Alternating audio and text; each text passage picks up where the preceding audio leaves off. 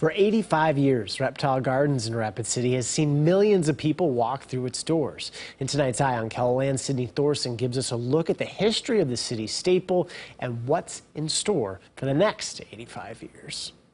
It's your typical March weather out here in the Black Hills, but that's not stopping guests from visiting Reptile Gardens. Gabriel Michalowski, his wife Jennifer, and their son Mark braved the snow to be one of the first visitors of the year. We thought, rain or shine, we're doing this. We're going to Reptile Gardens. We're going to check out and see what we got. And this little guy, he hasn't been here yet either. So we're going to have a great time.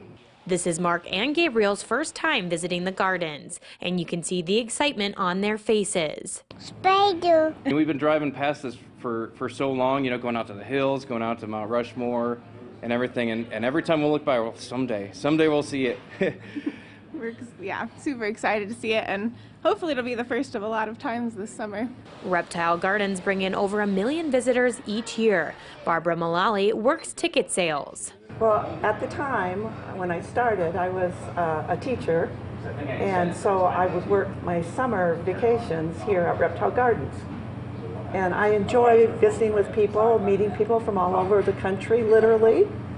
And so this has been an ideal job for me. She's been working at the attraction for over 30 years and says it's getting more popular each year. We are busy, and especially last year was a busy year for us. From snakes and spiders to alligators and lizards, this Rapid City staple has been catching people's attention since 1937. It was founded by Earl Bracklesby and continues to be run by family members, including his nephew, Joe Meyerhauser. Well, back in the 30s, my uncle was running tours at a place up the hill called Hidden City. He'd always been fascinated by reptiles, grew up in Kadoka where there were a lot of snakes, and he had a pet rattlesnake, which he would coil up on top of his head and put his hat on. And then at the end of the tour of this place, it really wasn't very exciting, he would doff his hat for all the tourists, and of course they went wild. And from that, Bracklesby decided to create Reptile Gardens. Meyerhauser has worked here for nearly his whole life. I was born into this business. It's a family business. And so my mother was here on opening day in 1937 with her brother, Earl, who started the business. And I'm here today. Over the decades, Meyerhauser has seen Reptile Gardens move, shift, and grow in ways he's never thought possible, including last year's foot traffic. Well, last year was an anomaly, but originally we were back toward town above Rapid City on the hill.